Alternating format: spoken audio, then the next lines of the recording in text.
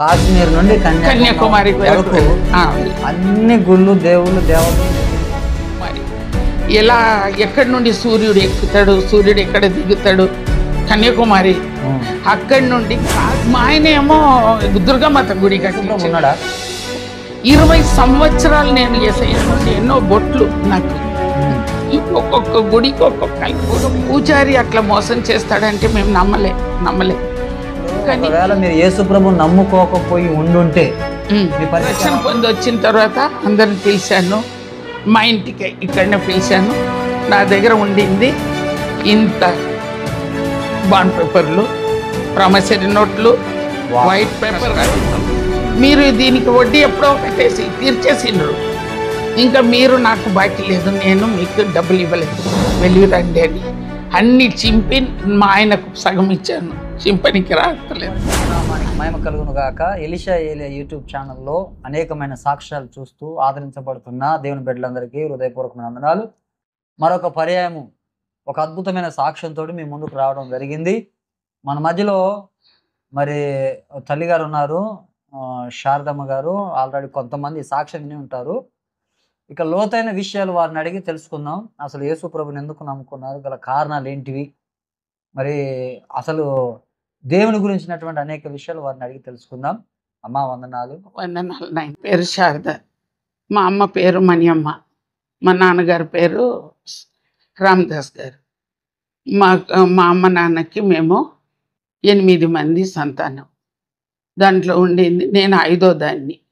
మా పెద్దన్నయ్య చనిపోయాడు, మా పెద్దకే ఉంది, మళ్ళీ ఇంకొక అన్నయ్య చనిపోయాడు, ఇప్పుడు నేను 5వ దాన్ని, అందరికన్నా 5వ దాన్ని. తర్వాత మా 2 తమ్ముళ్ళు, ఒక చెల్లె చనిపోయింది, ఒక తమ్ముడిని కూడా చనిపోయాడు. ఇప్పుడు ఉండేది మేము 3. మా అమ్మ నాన్నకి ఉండేది. మా అమ్మ నాన్న చనిపోయారు 98లో, మా నాన్నగారు చనిపోయారు 2010లో, మా అమ్మగారు చనిపోయారు. మేము విగ్రహారాధకురాలు మేము. కానీ దేవుడు అంటే మా కుల దైవము వీరభద్రుడు, కాళికాదేవి. మా నాన్నమ్మ వాళ్ళు వీరభద్రుడు మొక్కేవాళ్ళు, మరి కాళికాదేవిని కూడా మొక్కేవారు. దుర్గామాత అంటే మా నాన్నమ్మకి ఇది కాళికాదేవి అంటే ఇష్టం ఉండదు, దుర్గామాతని పూజించేవాళ్ళం. మా కుల దైవము దుర్గామాత ప్లస్ వీరభద్రుడు. తమిళ్లో ఉంటుంది కానీ తెలుగులో వీరభద్రుడు అంటారు. అయితే మేము మా అమ్మ నాన్నకి, కానీ నేను మాత్రం చాలా భక్తిపరాలు. చిన్ననాటి నుండి దేవుళ్ళు అంటే చాలా కష్టంతో పెరిగిన వాళ్ళము, అంతమంది పిల్లల అమ్మ నాన్న. కానీ అయినా కానీ నేనేమో దేవుళ్ళని మొక్కేది. లక్ష్మీదేవి ఎదురుగా కూర్చొని ఆమెకి ఎన్ని సొమ్ములు ఉన్నాయో అది నాకు కావాలి అలా అనేదాన్ని. కానీ తర్వాత పంచాంగం పట్టుకొని, తెలుగు అంటే నాకు చాలా ఇష్టం.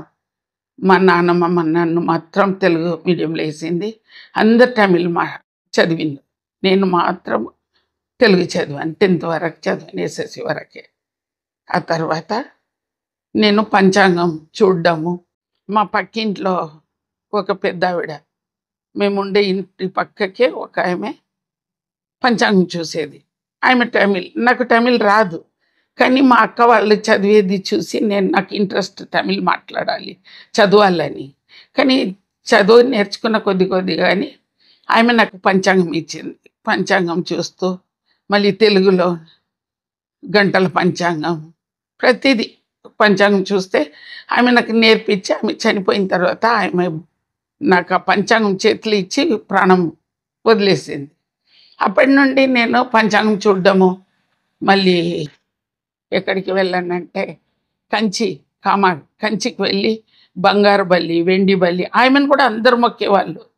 ఎందుకు నిన్ను వచ్చి మొక్కుతున్నారు బల్లి పడితే అంటే, అప్పుడు వాళ్ళు చెప్పారు నాకు బంగారు బల్లి, వెండి బల్లి కామాక్షి కంచిలో ఉంది, అది ముట్టుకొని వస్తే ఎవరికి దోషం లేకుండా అలా మొక్కుతారంటే, అలా నేను కూడా వెళ్ళాను.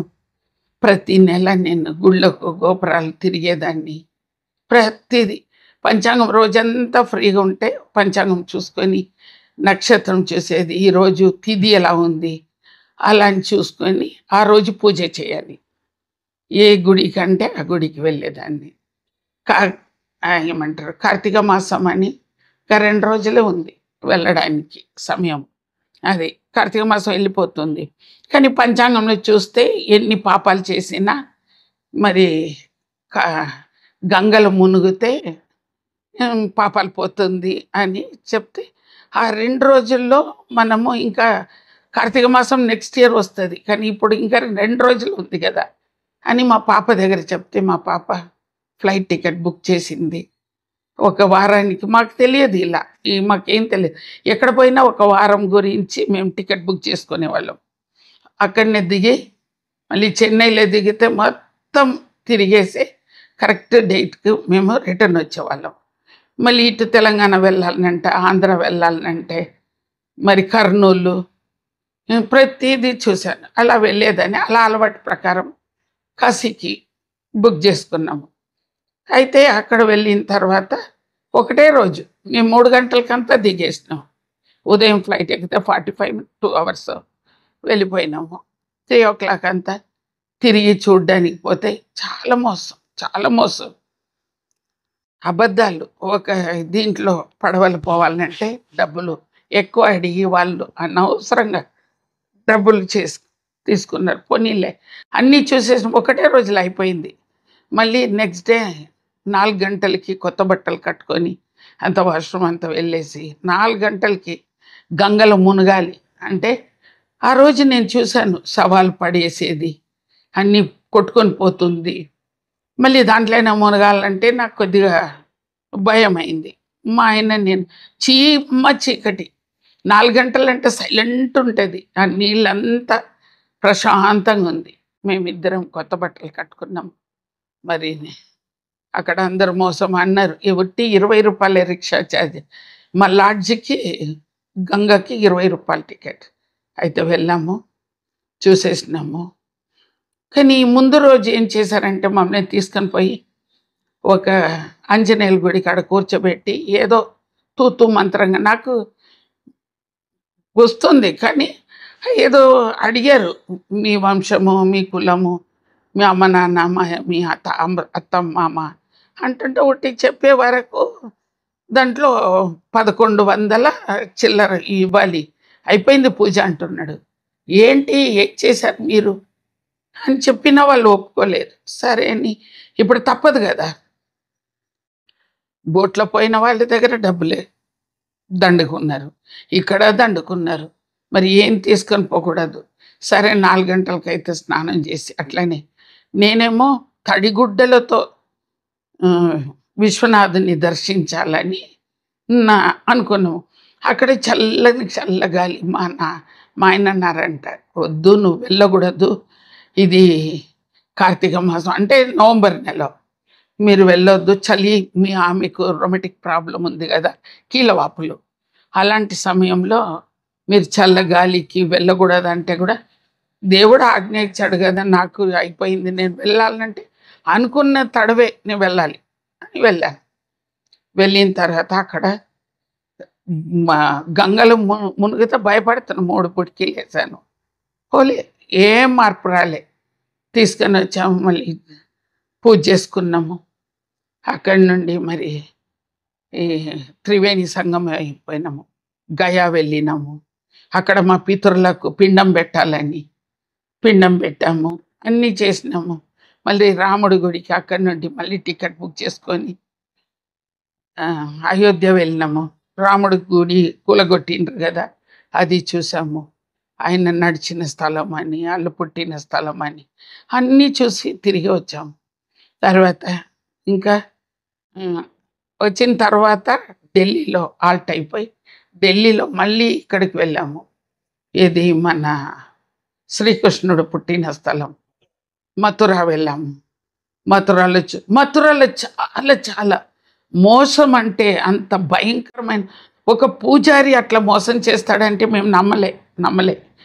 కానీ మీ పితరులది ఇదో, ఇది కిందంతా మీరు మీ పిల్లలు వచ్చినా మీ అమ్మ నాన్నది ఇక్కడ ఉంటుంది, మేము దీంట్లో ఈ మార్బల్లో కొట్టి మేము ఇక్కడ పెడుతున్నాము, డబ్బులు ఇవ్వాలని అంత డబ్బులు కట్టించుకొని చాలా అంటే మేము కూడా ఒక నమ్మకంతో వాళ్ళ అమ్మ నాన్నది అందరిది పేర్లకు ఇచ్చేసినాము, డబ్బులు ఇచ్చేసినాము. అంత అయిపోయింది. ఇక ప్రసాదం ఏంటి, కొద్దిగా తులసి ఆకులది అదే రాలిపోతుంది కదా, తులసి ఆకుకు విత్తనాలని అది ఇచ్చారు. అంతే వచ్చేసినాము. తర్వాత బయటికి వస్తే మొత్తం రాళ్ళంతా కింద పడి ఉంది. తొక్కుతుకుంటూ వెళ్తున్నాము. అరే ఇదేంటి అలా పడేస్తారా? ఇప్పుడు మనది ఎక్కడ పెడతారు? అక్కడికి అప్పటికే చాలా రాళ్ళు కింద పడిపోయి తొక్కుకుంటూ నడుస్తుంటే మాకు చాలా బాధ అనిపించింది. ఇలా కూడా చేస్తారా? మనం ఎంతో భక్తి శ్రద్ధతోటి వాళ్ళు తీసుకొని పోయింది ఒక రూట్, మళ్ళీ మేము బయటకు వచ్చే వరకు కిందంతా మార్బల్ స్టోన్ కింద పడి ఉంది, అందరి పేర్లు ఉంది.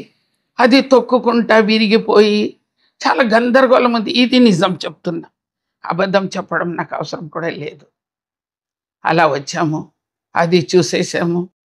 అదే రామేశ్వరం వెళ్ళాము, శివుని గుడి చూసాము. అక్కడ 24 బావి నీళ్లు తీసి ఇక పరిగెత్తుకునే ఉండాలి, నీళ్ళు పోస్తూనే ఉంటారు. ఎన్నో చేశాను, కానీ మనశ్శాంతి లేదు. ఎప్పుడు మనశ్శాంతి ఉండేది కాదు, ఏదో పొడగొట్టుకున్న దానిలాగా అన్నీ ఉంది. నీకు ఏమైంది, ఎందుకు నీకు ఇలా ఉన్నావు? ఏదో తెలియని బాధ. ఏంటి తెలియని బాధ? మీ అన్ని డబ్బులు సంపాదించుకున్న, బంగారం అన్నీ ఉంది. కానీ అది ఇంకొకటి ఏమంటే 96లో 1996లో ఇల్లు కడుతున్నాం. అక్క నేను డబ్బుల వ్యాపారిని, వడ్డీల వ్యాపారిని, బట్టల వ్యాపారిని, సామాన్ల వ్యాపారిని. నా దగ్గర అందరూ వస్తూనే ఉంటారు. అయితే వస్తే డల్గా ఉంటే ఏమక్క అయిందంటే, నేను ఇల్లు కడుతున్నా. కానీ నేను చెప్పలేను ఆయనకు, ఎందుకంటే మనం ఒకరి దగ్గర డబ్బు వడ్డీ తీసుకోవచ్చు, నేను ఒకరికి వడ్డీ కట్టలేను. ఇప్పుడు 75% అయ్యింది. ఆగిపోతే నవ్వుతారు, అది పరువు. అలాంటి సమయంలో ఆమె అన్నది, రాక్క మా ఇంట్లో ప్రేయర్ మీటింగ్ ఉంది, నువ్వు రాక్క అంటే నేను బట్టలు పిండుతున్నా కూర్చొని, తడిచిపోయి ఉన్నా. అయినా కానీ పరిగెత్తుకుంటూ వెళ్తే అయిపోయింది, మీటింగ్ అంతా అయిపోయింది. పాస్టర్ గారు నిలబడి అందరికి ప్రార్థన చేస్తుంటే నేను ఎవరు చెప్పలే నా పరిస్థితి ఇదే అని మాత్రం ఎవరు చెప్పుకోలే. ఎందుకంటే మా దగ్గర డబ్బులు తీసుకున్న వాళ్ళు నేను ఎలా చెప్పను నాకు డబ్బు లేదని. నేను వెళ్ళాను, సైలెంట్గా కళ్ళు మూసుకొని ఇలాగే ఆయన కళ్ళు మూసుకున్నాడు. ఆయన ఎవ్వరికి కళ్ళు కూడా తెరిచి చూస్తలే. ప్రార్థన చేస్తుంటే లైన్ పోతూనే ఉంది. నేను పోయినాడు. అయ్యా తండ్రి, ఆయన మెడ్రాస్ నుండి, చెన్నై నుండి వచ్చారు. ఆయన పేరు ప్రసాద్ బ్రదర్. ఇప్పుడు 30 ఏళ్ళ క్రితం చెప్తున్నాను నేను. ఆయన అన్నాడు, అయ్యా తండ్రి, అబ్బా ఈమె అందరికీ ఇలా ఇచ్చిన చెయ్యి ఈరోజు నీ దగ్గర చెయ్యి చాపి అడగడానికి వచ్చింది అయ్యా. నువ్వు దయచేసి ఆమెకు డబ్బులు ఇవ్వయ్యా, ఆమెకు సహాయం చేయి తండ్రి అన్నాడు. అంటే సరే అని ప్రార్థన అయిపోయింది. ఇంకా వెనక నుండి లైన్ వస్తూనే ఉంది. మేము బయటకు వచ్చేసిన తర్వాత నేను నవ్వుకుంటా, తండ్రి అంట, అబ్బా అంట. అబ్బా తండ్రి ఇస్తాడా? ఆయన ఎలా ఇస్తాడు, ఆయన ఎందుకు ఇస్తాడు అనుకుంటా వెక్కిరించి వచ్చేసాను. వచ్చి ఇంట్లో వచ్చి కూర్చున్నా. ఆశ్చర్యంగా, అద్భుతంగా 18,000 వదిలేసినాము. కొద్దిగా మా చుట్టాలలో గొడవ అయిపోయి వదిలేసాము, మర్చిపోయాము. అలాంటిది 18,000 వచ్చి కూర్చున్న స్థలంలో 18,000 ఇచ్చిండ్రు. 96లో 18,000 అంటే చాలా గొప్ప డబ్బు. అది కడుతున్నాము. ఇంకా 200 ఉంది మా బీరువాలో. ఒకరు 10,000 తెచ్చి ఇచ్చిండ్రు. ఇల్లు కంప్లీట్ అయిపోయింది. సత్యనారాయణ వ్రతం పెట్టేశాను, అందరినీ పిలిచాను, భోజనాలు పెట్టాము. సత్యనారాయణ వ్రతం అంటే భోజనాలు పెడతారు. అన్నీ చేశాము, భక్తి శ్రద్ధతో చేసేసాను. అయినా నేను ఆ పాస్టర్ గారికి అడిగాను, సిస్టర్ని అడిగాను, ఆ పాస్టర్ గారికి చిన్న కానుక ఇవ్వాలి కదా అంటే, సరే సిస్టర్, ఈరోజు మా ఇంటికి ప్రేయర్కి వస్తున్నాను, నైట్ ఇలాగే వెళ్తున్నారు, మెయిన్ రోడ్కి మా ఇల్లు వెళ్తున్నారంటే, సరే అన్నాను. 100 రూపాయలు, ఎక్కువ లేదు, 100 రూపాయలు ఒక కానుక కవర్లో పెట్టుకుంటే బ్రదర్ వచ్చి చూస్తే ఇంత ఇంత పెద్ద చెమేలి ఏమంటారు దీపాలు వెలుగుతుండేది. తామర ఆ పువ్వు లోపట ఓ లక్ష్మీదేవిని కూర్చోపెట్టినట్టు గోపురం కట్టాము. ఇప్పుడు కూడా ఉంది అది మా పాత ఇంట్లో 96లో కట్టింది. అయితే ఆ గోపురం పైన లక్ష్మీదేవత మొత్తం ఆ గోపురం నిండా పెద్ద లక్ష్మీదేవత కూర్చోబెట్టేసిన దీపాలు వెలుగుతుంది. ఆ పాస్టర్ వచ్చి చూశారు. ఒక్క మాట అనలే.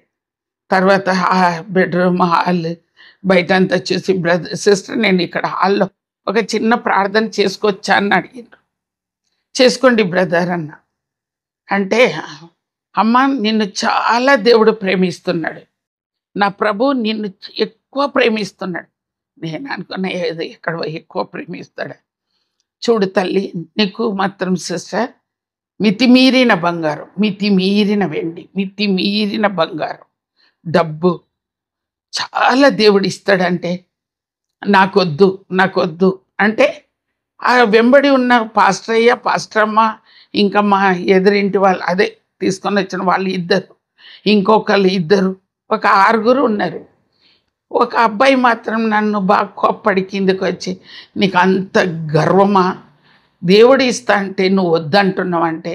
నేనన్నా మీకు తెలియదు, డబ్బు ఉంటే దొంగలు పడి దోచుకుంటారు, బంగారం అయితే అది కూడా వెళ్ళిపోతుంది, ఏం ఉండదు. నాకు కావాల్సింది నా 2 చిన్న పిల్లలు ఉన్నారు, వాళ్ళకి జ్ఞానం కావాలి, తెలివి కావాలి అని నేను అడిగి ప్రార్థన చేసుకున్నాము. ఇక సైలెంట్ అయిపోయినా ఆయన ఏం చెప్పలే, వెళ్ళిపోయిన తర్వాత నెక్స్ట్ మా బాబు 10th ఫెయిల్ అయిపోయాడు. ఇంకా కొద్దిగా ఇబ్బందులు ఉంటే మళ్ళీ వెళ్ళాను ఆ పాస్టర్ ఇంటికి. మళ్ళీ అది ఎక్కడంటే ఎయిర్ ఫోర్స్ వాళ్ళు డ్యూటీలో ఉంటాడు ఆయన, ఊరు తిరుగుతుంటాడు ప్రార్థన కోసం. అయితే వాళ్ళ ఇంటికి వెళ్తే మళ్ళీ ప్రార్థన చేస్తే, మీ భయపడకమ్మా సిస్టర్, మీ బాబుకి గవర్నమెంట్ జాబ్ వస్తుంది, మీ పాపని ఊరికి అది కులం కాని కులం వాళ్ళకి ఇస్తాను పెళ్ళి చేసి, కానీ ఢిల్లీ పార్లమెంట్ హౌస్లో ఆ బాబు జాబ్ ఉంటుంది అన్నాడు. అయితే నేను వెక్కిరించాను. మళ్ళీ వాళ్ళ ఇంట్లోనే చికెన్ కర్రీ ఇది ఇచ్చారు, అన్నం తిన్నాము.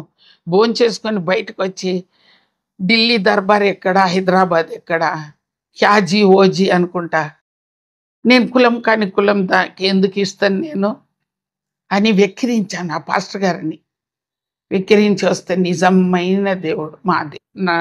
నేనన్నా ఎంఏ బిఏ ఎంతో డిగ్రీ చదివిన వాళ్ళ గవర్నమెంట్ జాబ్ లేదంటే మా బాబుకి ఎక్కడి నుండి వస్తుంది, 10th ఫెయిల్ కదా అన్న. ఆశ్చర్యం, అద్భుతం. మా పాపకి అలాగే ఇక్కడ ఢిల్లీ పార్లమెంట్ హౌస్లో ఉన్న ఆంధ్ర మా ఇంటి దగ్గరనే ఉన్నారన్నమాట.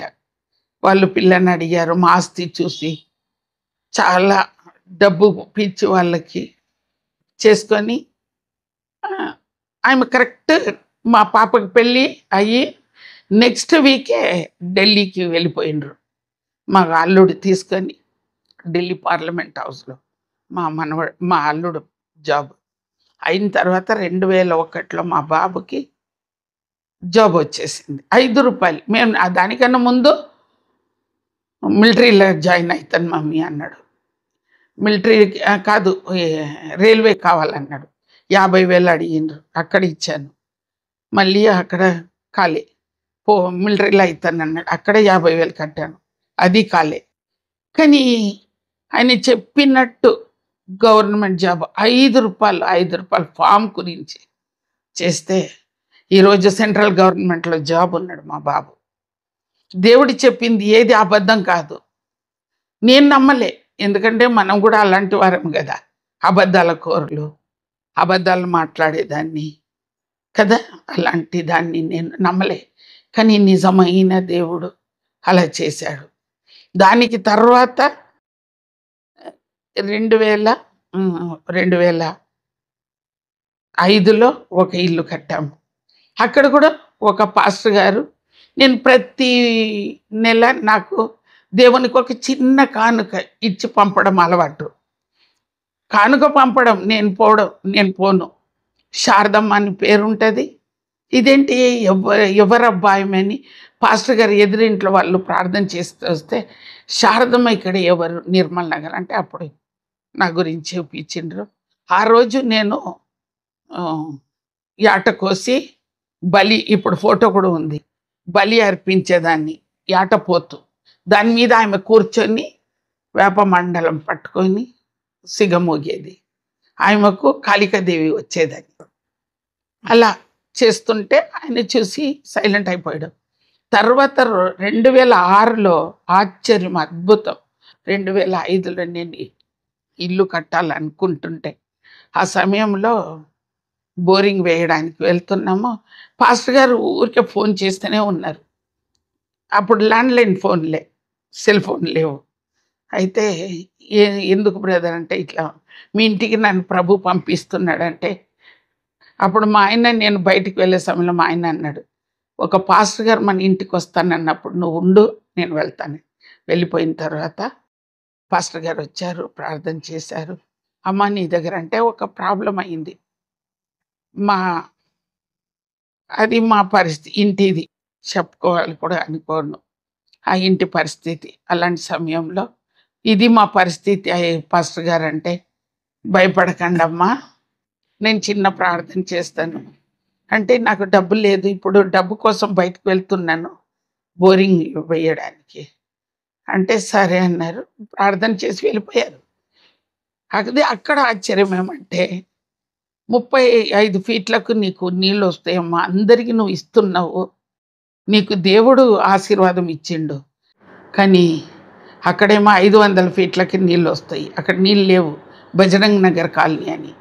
కానీ ఆశ్చర్యం, అద్భుతమే అంటే 35 ఫీట్లకే నీళ్ళు వచ్చేసినాయి. పంచాంగం చెప్తున్నాను అన్నారు. అవునమ్మా. అంటే ఏ విధమైన పంచాంగం మీరు చెప్పేవారు? ఒక బాబు పెళ్ళికి కావాలంటే అమ్మాయి అబ్బాయికి కరెక్ట్ ఉందా, వాళ్ళకు పొరుతం అంటారు మా దాంట్లో తమిళ్లో. అంటే అది కలవాలి, ఇద్దరికి జత కలవాలి, ఆ విధమైన పంచాంగము.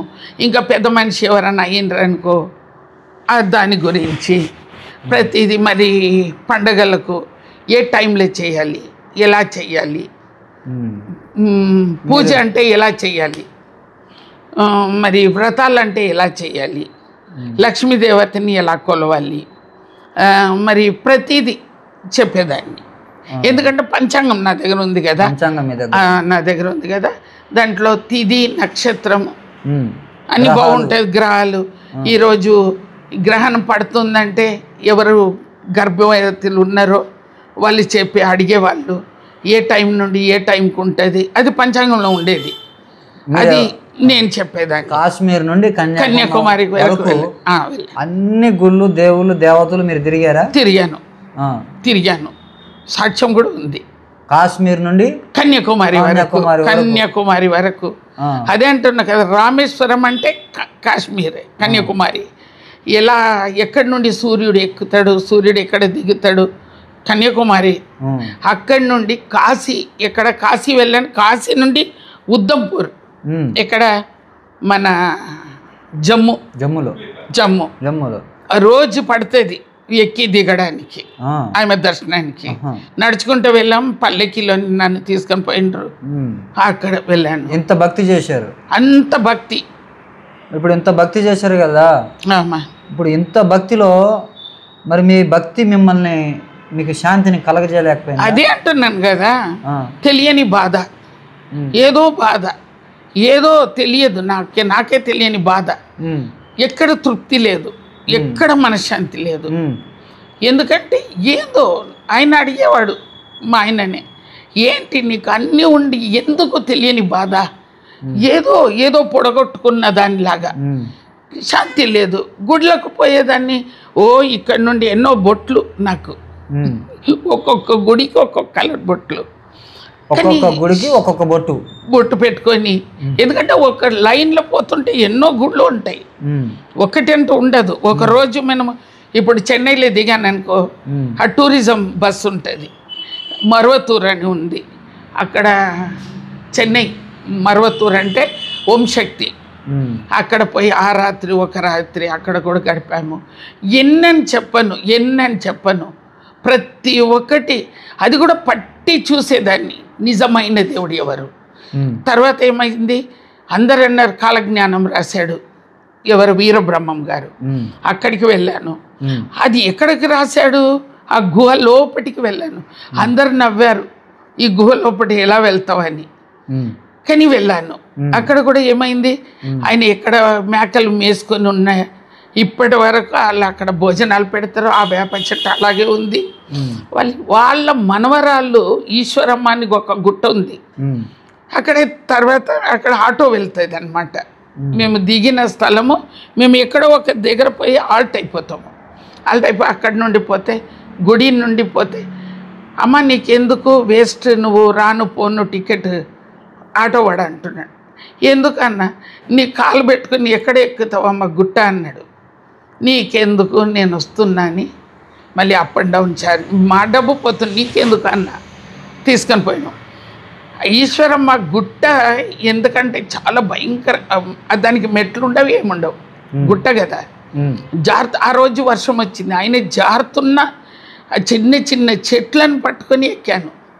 అయితే అక్కడ ఒక పూజారి ఉంటారు, రోజు భోజనాలు పెడతాడు ఆయన. ఆయన అన్నాడు, ఇక్కడనే ఆల్ట్, ఇక్కడనే ఉండాలి, ఇది లోపల వెళ్ళనికి ఉండదు, ఊపిరి ఆడదు అన్నాడు. ఒక చిన్న గుహ, ఆమె స్పెషల్గా ఎవరైనా చూడొచ్చు, అది అబద్ధం కాదు కదా. ఈశ్వరమ్మ అక్కడ తపస్సు చేసిందంట 14 సంవత్సరాలు. అది లోపల ఉంది, ఇక్కడనే అందరు కూర్చొని భోజనాలు కానీ ఇక్కడనే ఆల్ట్ అనమాట.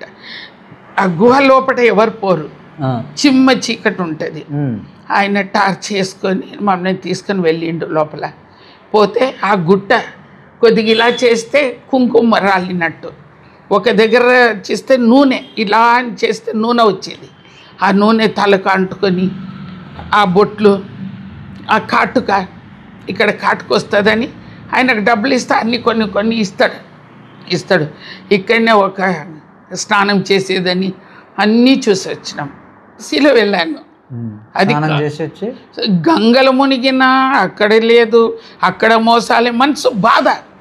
ఇంత చేసి మరి అక్కడ డబ్బులు దొబ్బుకుంటున్నారు, ఇక్కడ డబ్బులు పోతుంది కానీ మనశ్శాంతి లేదు.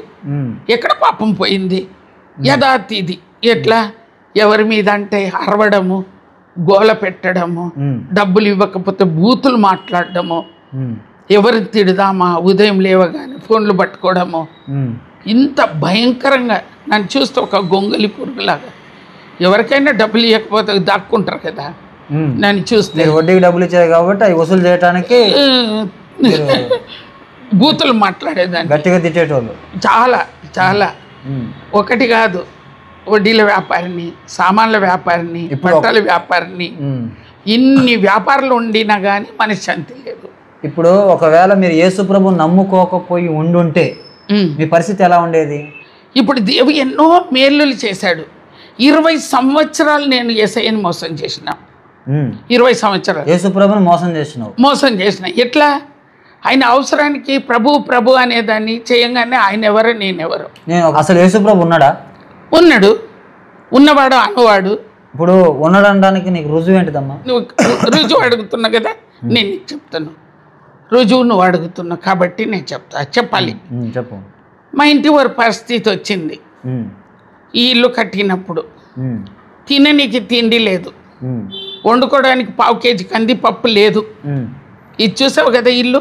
అవును, మొత్తం 12 గుమ్మాలు ఉన్నాయి. యెరూషలేము ఆయనే చెప్పిండు, ఇటు చూసినా మెరిసిపోతుంది. ఇక్కడ చూడు, యేసయ్య చెప్పిండు కాబట్టి ఇది ఇల్లు కట్టింది. 8,000 ఇచ్చి నేను భూమి పూజ చేశాను. బోరింగ్ మిషన్, అది ఏమంటారు, గుంతలతో జేసీబీ పారిపోయింది. 8,000కు రానని పంతులు వచ్చారు, అన్నీ అయిపోయింది, పూజ అయిపోయింది.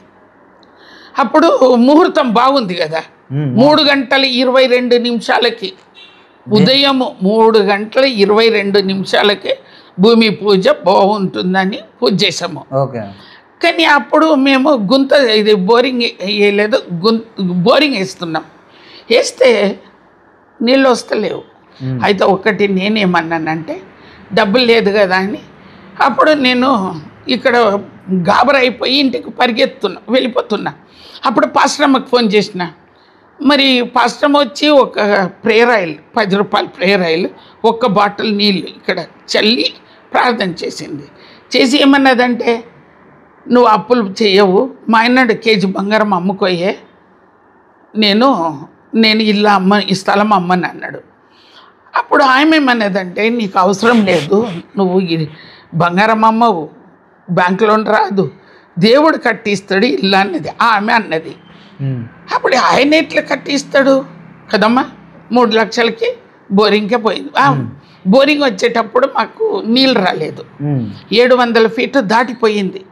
అయితే నాకు చక్కెర వచ్చేసింది.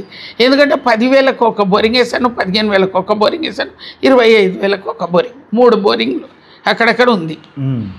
ఇప్పుడు ఇది 1,00,000 దాటితే నా దగ్గర ఉండేది 3 లక్షలు అని అడిగితే, అప్పుడు పాస్టర్ అమ్మకి ఫోన్ చేసిన.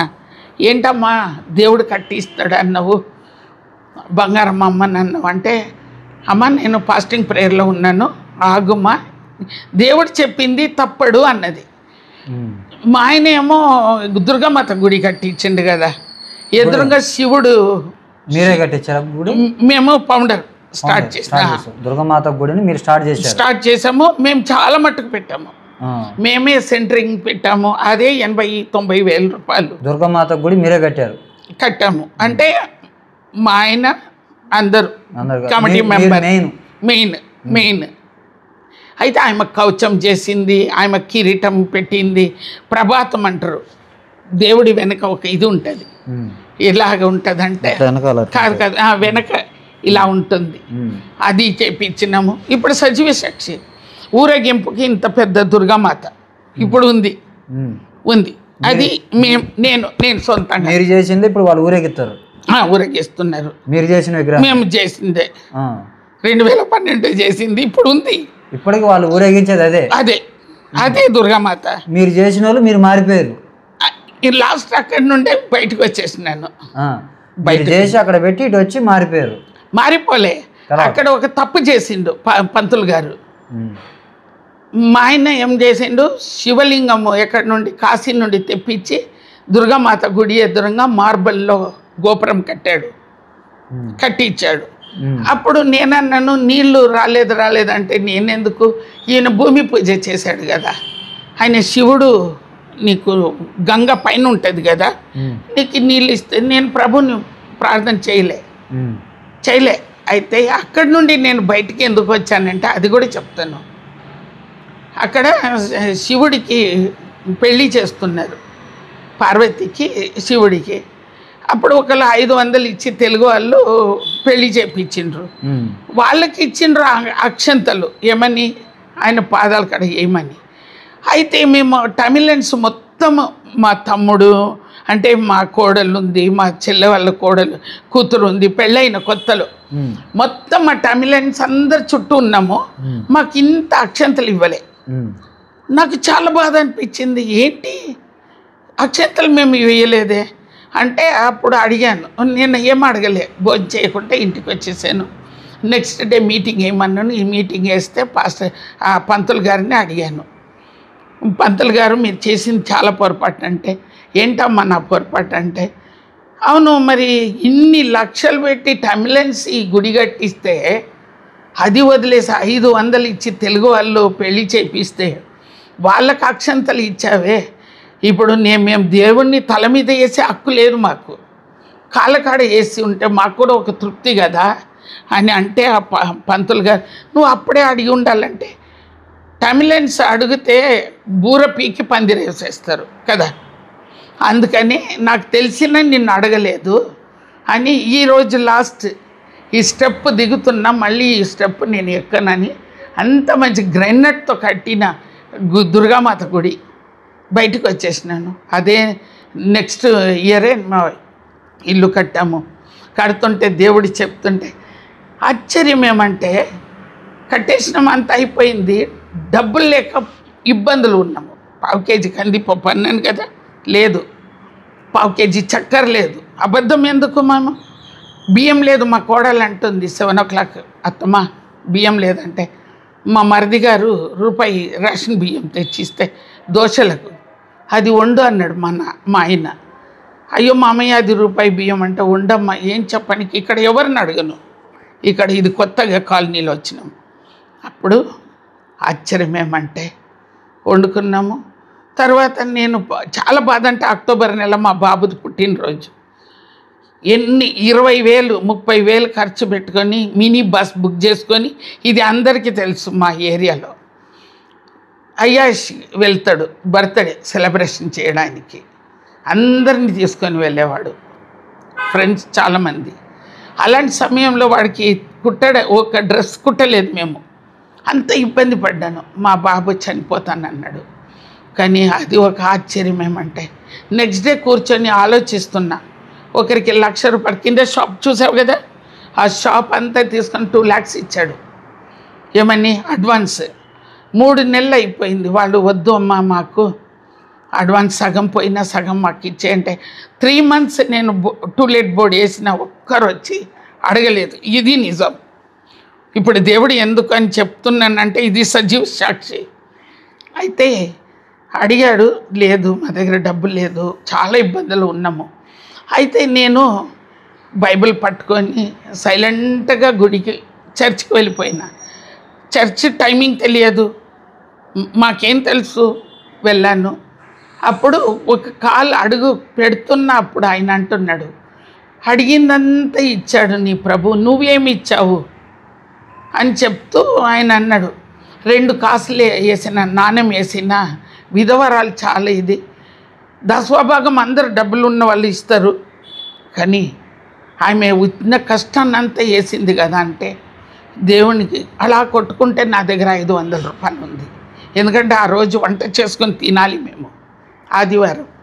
అయితే ఆ డబ్బులు సైలెంట్గా ఎవరికి తెలియకుండా వేసి ఇంటికి వచ్చి కూర్చున్నా. ఇది నిజం, ఇది నిజం, ఇది దేవుడు ఎదురుగా చెప్తున్నా.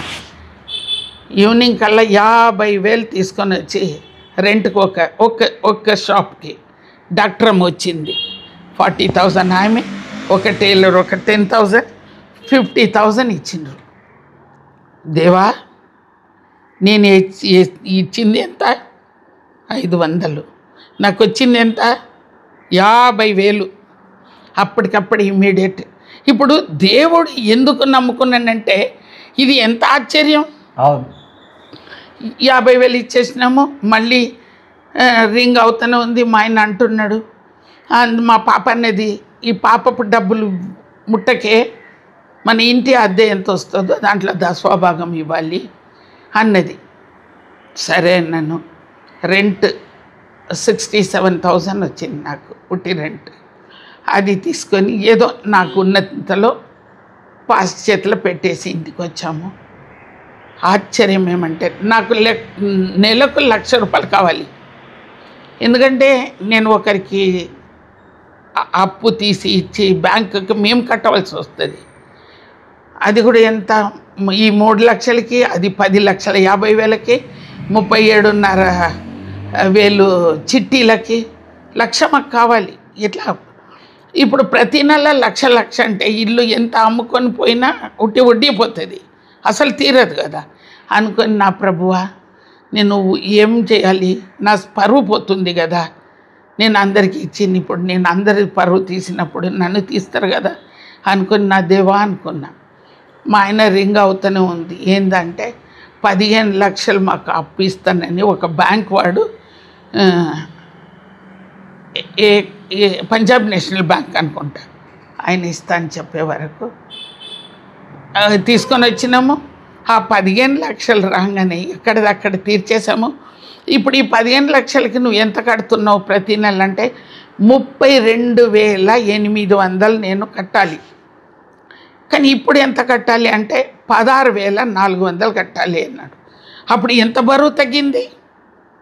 ఇప్పుడు ఇది ఎవరు చేసిండ్రు, ఇది ఎవరు చేసిండ్రు? దేవుని నమ్ముకున్న కాబట్టి చేసిండు కదా. దేవుడు మీకు ఒక ద్వారం తెరిచిండు. మళ్ళీ యథావిధిగా మళ్ళీ పికప్ అయిపోయినా పూజలు చేస్తుంది.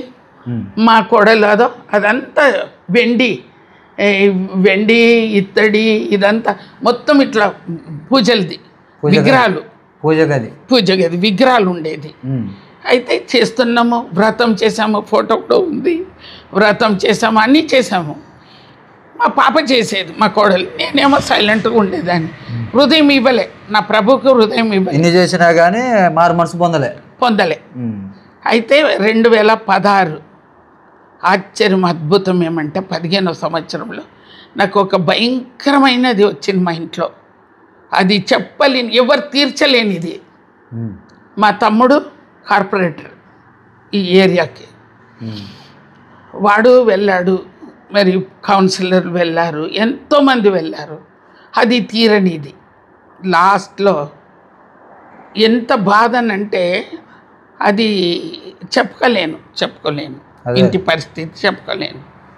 ఒక్కటే రోజు అయితే నేను బాగా ఏడ్చాను, చాలా ఏడ్చాను. రాత్రి మొత్తం పెనుగులాడాను. అప్పుడు యాకోబు పెనుగులాడాడంట. నాకు ఇప్పుడు బైబిల్ చదువుతుంటే ప్రతిదీ జ్ఞాపకం వస్తుంది. పెనుగులాడాను, దేవా నిన్ను అడిగానా, ఇల్లు అడిగానా, నాకు ఎందుకయ్యా ఇచ్చావు, మనశ్శాంతి లేదు, ఇంత బాధలు, నేనేం చేయాలి ప్రభు అంటే ఒక్కటే అన్నాడు. వచ్చాకనే దివాన్ ఉండే కూర్చొని టీవీ ఆన్ చేయగానే శ్యామ్ కిషోర్ బ్రదర్ ఒక్క మాట అన్నాడు, ఎందుకమ్మా తండ్రి అంటావు, తండ్రిని అడగొచ్చు కదా, అడిగే వారికి ఇచ్చే దేవుడు, తట్టే వారికి తెరిచే దేవుడు, వెతికే వారికి దొరికే దేవుడు అంటే అందరికి ఫోన్ చేసి పాస్టింగ్ అంటే ఎలా, వ్రతంలో ఉండమంటే ఉంటా కానీ పాస్టింగ్ అంటే నాకేం తెలుసు, దేవుడే తెలియదు కదా, ఏదో నామకార్థం ప్రభు చేశాడు అయిపోయింది. ఆయన చేయంగానే నేను మళ్ళీ మర్చిపోవడమే. తర్వాత అడిగితే ఆయన అన్నారు, ఆంటీ నీ ఒంట్లో బాగాలేదా ఆంటీ, నువ్వు ఉండలేవు అంటే ఆయన ఏమన్నానంటే ఒక్క చిన్న ఇది మాత్రం మీరు చెప్పు నాన్న. నైట్ 8:30 వరకు ఎంగిలి కూడా మింగకుండా తలస్నానం చేసుకొని, వేషధారణ వద్దు, పాస్టర్ గారు చెప్తున్నాడు, వేషధారణ వద్దు, తలస్నానం చేసుకో, ముఖం కడుకో, మోకరించి 2 చేతులు ఎత్తి అడుగుడి ఇవ్వబడును, తట్టుడి తెరవబడును, వెతుకుడి దొరుకుని అన్నాడు కదా. సైలెంట్గా పోయాను, స్నానం చేసుకున్నాను. మోకరించలేను, మోకాలు నొప్పులు. కొద్దిగా దివాన్ పక్కకు ఇలా పెట్టుకొని లోపల కాటన్ పక్కకే అంతే ఎత్తాను, ఇంతవరకే ఎత్తి ప్రార్థన చేస్తే నోటి నుండి శబ్దం వస్తలేదు, గొంతు అడ్డుపడుతుంది, దుఃఖము, తట్టుకోలేని బాధ. ఒకటే రోజు చేశాను, సాయంత్రం వరకు ఉన్నాను. మా బాబు వచ్చాడు లంచ్ తిందామని. నేను పాస్టింగ్ అంటే ఆయనకు చాలా కోపం వచ్చేసింది. నీ అమ్మాయి అదంతా వద్దు, మనకు ఆ దేవుడు వద్దని. నేను సైలెంట్గా అయిపోయాను. వస్తున్నా నాన్న ఒక్క నిమిషం అని వాష్రూమ్ పోతానని పోయి అక్కడిని కాలు చేతులు కడుక్కొని 2 చేతులు ఎత్తి నిలబడి ప్రార్థన చేయగానే మా బాబుకి ఫోన్ వచ్చింది, వాడు వెళ్ళిపోయాడు, తప్పిపోయింది. సాయంత్రం వరకున్న ఒకటే రోజు. ఎస్తరమ్మ 3 రోజుల తర్వాత బైబిల్లో ఉంది, 3 రోజులు ప్రార్థన చేస్తే, ఉపవాస ప్రార్థన, యూదులను రక్షించాడంట. కానీ నా దేవుడు ఒక్కటే రోజు, 3వ రోజు వచ్చి కాలు పట్టుకుని వచ్చేసింది, అది తీరిపోయింది. ఆ సంతోషం ఇంత డైమండ్ పెట్టినా అది తీరేది కాదు. మీ బాధ మొత్తం పోయింది. అది అంత ఇచ్చినా ఆ సంతోషం రాదు. డైమండ్ పెట్టినా ఆ సంతోషం రాదు. ఆ సంతోషము చెప్పనా సఖ్యమంత. అప్పటికప్పుడు ఇప్పుడు ఏం చేయాలి? అప్పుడు నేను ఒక పాస్టర్ అమ్మ ఎక్కడ అయితే మన కాదు బాబు, అది శుభవార్త ఛానల్, అక్కడ నేను వింటూ ఒక ప్రార్థన చేయమన్నాను, ఒక ప్రేయర్ రిక్వెస్ట్, 24 hours ప్రేయర్ ఉంటుంది అంటారు కదా, అది చూస్తూ ఏడ్చుకొని ఆయనకు ప్రార్థన చేయమంటే చేసిండ్రు. మళ్ళీ ఆయనకు కృతజ్ఞత చెప్పాలి కదా. అక్కడ పోతే అక్కడ చెప్తున్నది, యెరూషలేం పోతున్నారు కదా సిస్టర్, ఇక ఈ బ్రదరే అంటే అప్పుడు చెప్తే, ఆ రోజు ఆ సమయంలో 5 లక్షల చిట్టి లాటరీలో వచ్చింది, 3,25,000 ఎవ్రీ మంత్ కట్టాలి మనము. ఆ చిట్టి రాగానే మేము 3కి టికెట్ పెట్టుకొని మేము యెరూషలేం వెళ్ళిపోయినాము. అక్కడ ఆశ్చర్యం ఏమంటే, అది అది ఊహకు అందనిది. ఆ సంతోషము ఊహకు అందనిది, నిజమైన. ఎందుకు కూడా అది కూడా వెళ్ళాను, నా ప్రభు నిజంగా అలా ఉంటుందా? అక్కడ రక్తం కార్చాడా? అక్కడ ఎక్కాడా? అక్కడ ఖాళీ సమాధి, ఎన్నో సమాధి వెళ్ళాను, అన్నీ మూసి ఉంది, మేము చూసేసి వచ్చినాం కదా. సమాధులు ఉన్నాయి కానీ ఎక్కడ తెరిచి లేదు కదా, ఖాళీ సమాధి లేదు. అది చూడాలి కదా, నేను అన్నీ చూసిన దాన్ని ఇది కూడా చూడాలి కదా అన్నట్టు వెళ్ళాను. ఆశ్చర్యం ఏమంటే యోర్దాన్ నదిలో బాప్తిజం తీసుకున్నాం నేను మా ఆయన. ఎంత ఆశ్చర్యం అంటే అది అప్పుడు నాకు ప్రార్థన తెలియదు, ఏం తెలియదు. యేసుప్రభుల వారు బాప్తిజం పొందిన చోట యోర్దాన్ నదిలో మీరు బాప్తిజం పొందారు, నేను మా ఆయన. ఇప్పుడు ఉంది, సాక్ష్యం ఉంది. అయితే వాళ్ళందరూ చల్ల నీళ్ళని ఎగిరి బండ మీద వెళ్ళిపోతుంటే నేను మాత్రము యేసు రక్త జయం, సిల్వ రక్త జయం అనుకుంటా కొంగు కప్పుకొని పోయి నిలబడి పెద్ద కేక పెట్టి ఏడ్చాను. ఏమని, నాలాంటి పాపి కూడా క్షమాపణ ఉందా ప్రభు?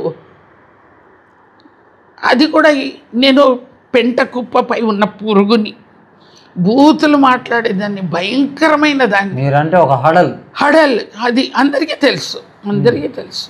కానీ అలాంటి నన్ను, ఇంత పాపం చేసిన నన్ను నువ్వు రక్షించగలవా? అన్యుల దాంట్లో ఉండని ప్రతి కులంలో నరకం స్వర్గం ఉంది, రెండు ఉంది. అది డబ్బులు ఇస్తే అది ఏమంటారు, స్వర్గం రాదు, నరక గుండ్యంలో పడిపోవాలి. ప్రతి బూతులు మాట్లాడడం పాపము, ఒకరి మీద ఓర్వకుండా పోవడమే పాపము. ప్రతిదీ ఇప్పుడు బైబిల్ చదువుతుంటే ప్రతిదీ, అంటే ఆ తర్వాత చదివాను కానీ అక్కడ పోయి బాప్తిజం తీసుకుంటే ఎంత ఆశ్చర్యం అంటే, నడకలేని నన్ను, ఇది నడవలేని స్థితిలో ఉన్నాను. మా ఆల్బర్ట్ బ్రదర్ కావాలంటే మీరు అడగొచ్చు, ఎందుకంటే ఆయన అన్నాడు, సిస్టర్ మీ అన్నని నేను నీ చెయ్యి పట్టుకొని నేను యెరూషలేం తీసుకొని వెళ్తాను, నువ్వు బాధపడకండి సిస్టర్ అంటే. అన్ని కొండలు కదా, ఎక్కడ పోయినా కొండలే ఎక్కాలి. ఉదయం 6 గంటలకు వెళ్తే రాత్రి 8:30 వరకు తిరగాలి. మాట ఇచ్చి మనుషులు తప్పించుకుంటారు. మీరు ఇన్ని గుళ్ళు తిరిగారు, అవును, ఇన్ని ప్రదేశాలు తిరిగారు, అవును, ఇన్ని దేవతల చుట్టూ తిరిగారు. అవును, మరి ఎక్కడ మీకు దేవుడు అనే ఒక ప్రత్యక్షత లేదు, దేవత అనే ప్రత్యక్షత లేదు, ఎక్కడ దొరకలే. మరి చాలా కొంతమంది ఈ మధ్యకాలంలో మేము కూడా యేసుప్రభుని నమ్ముకొని వచ్చినాం, అక్కడ ఏం లేదని చెప్తున్నారు కదా. ఇప్పుడు నాదే సాక్ష్యం చెప్తున్నా కదా, నా బ్రతికే ఒక సాక్ష్యం, అంతేనా? నా జీవితమే ఒక సాక్ష్యం. మీరు అన్ని రుచి చూశారు, దేంట్లో సంతోషం లేదు కదా, నేను చూశాను కదా, ఎక్కడ లేని సంతోషం. ఏమంటారంటే ఎలా చెప్పను, నాకు ఒక మాట చెప్పాలంటే అసలు మీలాంటి వాళ్ళకి మారు మనసు రాదు. కఠిన హృదయం, కరుణ లేని హృదయం మీది. వాళ్ళకి అన్నం లేక. ఇంకొకటి చెప్తున్నా, మా పని మనిషి ఇంట్లో ఉండేది, రాత్రి అన్నం మిగిలితే గిన్నెలు కడిగిన ఆమె కొంత అన్నం పెట్టాలి కదా, ఎందుకు దానికి ఇవ్వాలి? అది నేను వేడి చేసుకొని తినేదాన్ని, దానికి జీతం ఇస్తున్నాం కదా. అలాంటి హృదయాన్ని నన్ను ఇలా మార్చాడు దేవుడు. అలా ఇంకొకటి నా మారు మనసు ఏదని చెప్తున్నా. యెరూషలేంలో పైనకి వెళ్ళేటప్పుడు 14 స్టేషన్ వెళ్ళిపోయినా, ఒక 2 స్టేషన్ ఎక్కలేము. అది ఎందుకంటే అది ఎంత హైట్ ఉంటుందంటే ఒక 10 ఇంతకన్నా పైన ఉంటుంది. అక్కడ సిలువ వేసి నాకు గుర్తుంది, నాకే తెలియదు. ఇక్కడనే అనుకున్నాను, ప్రభు 20 సంవత్సరాలు నేను మోసం చేశాను, నువ్వు నన్ను ఇంతగా హెచ్చించావు, అప్పటి నుండి తప్పించావు, ఎన్నెన్నో ఆశ్చర్యకార్యాలు చేశావు. నేను మాత్రం అక్కడ పోయి నువ్వు ఎక్కడ సిలువ వేశారో అక్కడ నన్ను ఎత్తిపెట్టి నీకు క్షమాపణ అడుగుతాను అన్న. కానీ 14 స్టేషన్లో 12 స్టేషన్ వెళ్ళిపోయినా ఇంకా 2 స్టేషన్ వెళ్ళలేను స్థితి. ఎందుకంటే ఇది ఎంత ఉందంటే ఆశ్చర్యం ఏమంటే, ఇదో ఇప్పుడైనా పెద్దగా అయింది, ఇంతే ఉంది స్థలం, రంధ్రం ఉంది, ఒక మెట్టు ఇంత హైట్ ఉంది. ఇప్పుడు నాకు కాలే లేవు కదా, నేను ఎలా లేపగలను దేవా? ఇలాగే అయితే ఈ పాపికి క్షమాపణ లేదా ప్రభు అన్న. నాకే తెలియదు ఇది నిజం. నా మోకాలు ఒక కాలు ఒక చెయ్యి, చిన్నపిల్లలు అంబాడుకుంటే ఇలా వెళ్ళిపోతారు, వెళ్ళిపోయి కూర్చున్నా. అక్కడ స్టూల్ ఉంటుంది. అయితే మా బ్రదర్ చాలా ఆయనకు టెన్షన్ వచ్చేసింది. ఇప్పుడు శారదాశ్రీ ఎలా తీసుకొని పోను, అది పట్టుకోవడానికి కూడా లేదు. నేను వెళ్ళాలంటే ఏదన్నా ఆనుకొని పట్టుకొని పోవచ్చు, కానీ పట్టుకోవడానికి ఏం లేదు.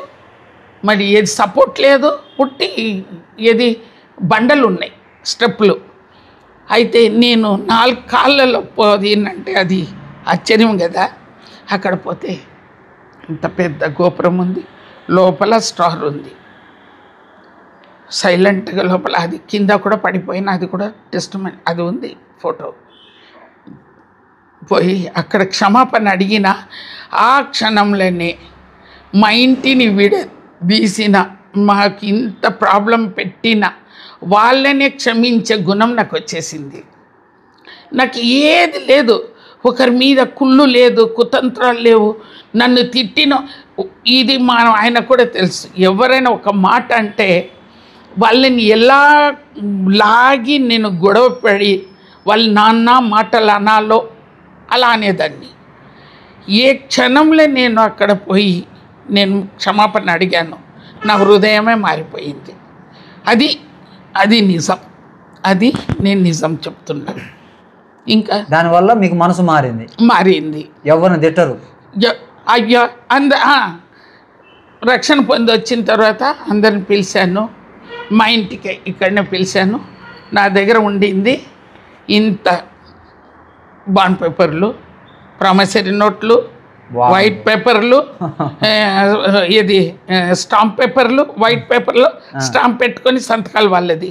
ఇంత డబ్బులు వడ్డీకి ఇచ్చింది. ఇంత ఇంటి పత్రాలు అందరిని పిలిచాను. ఎవరెవరి ఇంటి పత్రాలు ఉంది ఇచ్చేసాను. ఎందుకు ఇచ్చానంటే ఇది కూడా చెప్తున్నాను. ఆ రోజు ఇది క్రిస్మస్ రోజు, క్రిస్మస్కి అందరికీ ఇండ్లకు గృహకూడికలకు వెళ్తారు కదా. అప్పుడు నేను రక్షణ పొందినప్పుడు వెళ్ళాను. అయితే రక్షణ పొందిన తర్వాత డిసెంబర్ వెళ్ళిన తర్వాత నేను మార్చిలో బాప్తిజం తీసుకున్నా. ఏప్రిల్, మే, జూన్, జూలై ఎదుగుతున్నా. అయితే ఎక్కడ ఏమైందంటే ఆశ్చర్యము, దేవుడు హృదయంలో ఒక్కడే ఉండాలి కదా. ఈ డబ్బు ఏం చేసుకోను, ఇక ఉదయం లేవగానే ఫోన్లు పట్టుకుంటే బూతులు వస్తుంది కదా ముందు. ఇప్పుడు వాళ్ళు ఇవ్వకున్న మనసులో ఉంటుంది కదా అని అందరిని పిలిచాను, కూర్చోబెట్టాను, ఇంటి పత్రాలు ఇచ్చేసాను. నేను చింపే వరకు చింపాను పత్రాలు, బాండ్ పేపర్లు, ప్రామిసరీ నోట్లు. ఇక మా కోడలు ఇక్కడ నిలబడి చూస్తుంది. అందరు అంటున్నారు, చూస్తుంది ఇది నా కష్టార్జితం, మీరు దీనికి వడ్డీ ఎప్పుడో కట్టేసి తీర్చేసిండ్రు, ఇంకా మీరు నాకు బాకీ లేదు, నేను మీకు డబ్బులు ఇవ్వలేదు, వెళ్ళిరండి అని అన్నీ చింపి మా ఆయనకు సగం ఇచ్చాను. చింపనికి రాలేదు, ఆయన చింపడి తీసుకొని పోయి బయటపడే. జక్కాయ లాంటి జీవితం నాకు దేవుడు ఇచ్చాడు. జక్కాయ లెక్క మొత్తం బయటకు వెళ్ళగొట్టేసిన. అప్పుడు ఒక ప్రశాంతత. అది ఎవరైనా అయితే వడ్డీ డబ్బులు వసూలు చేస్తారు, నాకు అది మనశ్శాంతి లేదు కదా. దేవుని నమ్మినాక నాకు వడ్డీ వద్దు, ఏమొద్దు, డబ్బులు వద్దు, ఏమొద్దు, డబ్బులు మీరు నాకు బాకీ లేదు, నేను మీకు డబ్బులు ఇవ్వలేదు, ఒక్క రూపాయి కూడా నాకు వద్దు, ఒక్క రూపాయి కూడా వద్దులకి లేదు, మొత్తం ఇచ్చేసినాము. ఇంకొకటి మా ఆయన ఏం చేశాడంటే 23 లక్షలు పాలవాడి కాదు అంటున్నా, అది కూడా సాక్ష్యమే కదా. ఇప్పుడు నేను చెప్తున్నా, నా దగ్గర డబ్బు లేదు, ఇప్పుడు డబ్బు లేదు. 10 రూపాయలు ఉంటే ఎంతో సంతోషం ఈ సమయం. ఎందుకంటే కానుక పెట్టలు వెయ్యాలి కదా. ఆయన ఏం అడగడు, కానీ మనం పోయినందుకు ఏదో పట్టుకొని వెళ్ళాలి కదా. 10 రూపాయలు చాలు నాకు, ఇంకా ఆయన అడగడు, మనం ఇచ్చే అవసరం కూడా లేదు కదా. ఆ సంతోషము అది తెలిసిన వాళ్ళకే తెలుస్తుంది. తర్వాత కూడా నా కాళ్ళు లేని స్థితిలో మా బాబు చూసి ఏం చేశాడు, నేను నమ్ముకున్న దేవుడిని వాడికి ఇష్టం లేదు. ఎందుకంటే నేను పోయిన త్రోవల్నే మా కొడుకు కూడా వస్తాడు కదా, నేను చేసిన పూజని మా బాబు కూడా చేస్తాడు కదా. అయ్యప్ప మాల వేసుకుంటాడు, 40 రోజులే కరెక్ట్ ఉంటాడు. తర్వాత ఇంకా అంతే, చెప్పని అవసరం లేదు. ఇప్పుడు నేను దేవునిలో వచ్చినప్పుడు ఇప్పుడు నాలో ఎక్కడొచ్చింది మారు మనసు? ఇప్పుడు నేను కూడా అలాగే ఉండాలి కదా. నిజమైన దేవుడు లేకపోతే నేను కూడా అలాగే ఉండాలి. కరెక్ట్. మీ మనసును మార్చిండు, అసలు మా మనసును మార్చిండు. నాకు ఎంత ఆరోగ్యం ఇచ్చాడు. ఈరోజు నేను నడవలేని స్థితిలో ఉన్నప్పుడు మా ఆయన కూడా 42 సంవత్సరాలు రిటైర్మెంట్ అయ్యి మాకు ఏది మెడికల్ వస్తే మా బాబు అన్నాడు, గుడ్డోడా నీ దేవుడు, ఎందుకంటే కాలేదు కదా, లేవలేని స్థితి, ఈరోజు చక్కగా నిలబడుతున్నా. అయితే అడిగాడు మా బాబు, డిసెంబర్ 31కి 20 రోజుల్లో నాకు మెడికల్ వచ్చింది. 24 జనవరి 2 కాలు చచ్చబడిపోయింది. 10 లక్షలు గవర్నమెంట్ ఇచ్చింది నాకు 2 కాళ్ళ ఆపరేషన్కి. ఇది ఎవరిచ్చారు? ప్రతిరోజు మాట్లాడాడు. ఒక మాట, మీరు పొద్దున్నే ఫోన్ చేసి డబ్బుల కోసం మాట్లాడతారు కదా, అవును. ఏ రేంజ్లో మాట్లాడేది? బూతులతో అంటే అట్లా అది కాదు, చాలా భయంకరం. ఇప్పుడు అది నేను తలుచుకోలేను. వేరొకరు మాట్లాడినా అది నేను వినలేని స్థితి. అంటే ఆ పొద్దున అది కాదు, చాలా భయంకరం, చాలా భయంకరంగా, చాలా భయంకరమైన. అది ఇప్పుడు నేను మాట్లాడలేను. నేను వేరే ఎవరైనా మాటలు మాట్లాడినా నా చెవులారు వినలేను. అది దేవునికి స్తోత్రం. మరి యేసు ప్రభు ఉన్నాడు అనటానికి నిలువెత్తున నిదర్శనం తల్లిగారి సాక్ష్యం. అమ్మా మీకు 2 వందనాలు.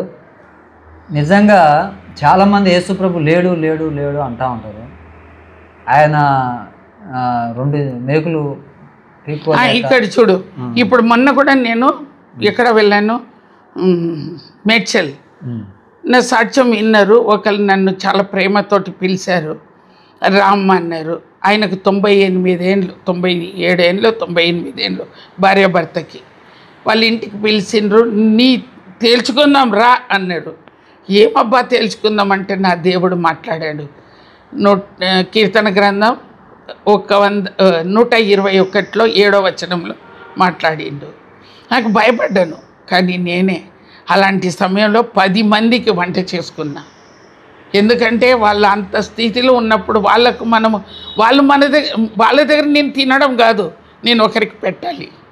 నేను చెప్తున్నాను కదా, ఎవ్వరు నమ్మినా నమ్మకపోయినా ఈరోజు నా ప్రభు వల్ల ఈరోజు నన్ను రక్షించాడు, కరుణించాడు, నన్ను కాపాడాడు. ఈరోజు నేను నిజమైన దేవుని తెలుసుకొని ఈరోజు సాధుగా ఈరోజు నా జీవితమే ఒక సాక్షిగా నిలబెట్టుకున్నా. ఆ దేవునికి నేను ఏమిచ్చి రుణం తీర్చుకోగలను? ఎక్కడ పోయినా డబ్బులు, కానీ ఈరోజు నా దేవుడు ఏది అడగని ఉచితమైన ప్రేమ, ప్రాణం పెట్టేంత ప్రేమ నన్ను ప్రేమించాడు. నేను పాపిగా ఉండగానే ఆయన నా కోసం ప్రాణం పెట్టిన పరిశుద్ధుడు ఆయన. కాబట్టి యేసు ప్రభు మతం మారడానికి రాలే, మనస్సును మార్చడానికి వచ్చాడు. నా పేరు ఇప్పుడు కూడా శారదమ్మనే, పేరు లేదు. వచ్చాడు. ఆమె మనసు మారిపోయింది, ఆమె జీవితం మారిపోయింది. ఆమె ఒక ప్రశాంతంగా ఈ ప్రాంతం అంతటిలో ఒక మంచి సాక్ష్యాన్ని పొందుతుంది. కాబట్టి తల్లి కోసం ప్రార్థన చేయండి. ఇంకా అనేక ప్రాంతాల్లో విరివిగా విరామం లేకుండా దేవుని పరిచర్య చేయనట్లుగా వారి కొరకు, వారి కుటుంబం కొరకు, వారి ప్రయాణాల కొరకు ప్రార్థన చేయండి. దేవుడు మిమ్మల్ని దీవించును గాక. Praise the Lord. దేవుడు దీవించును గాక.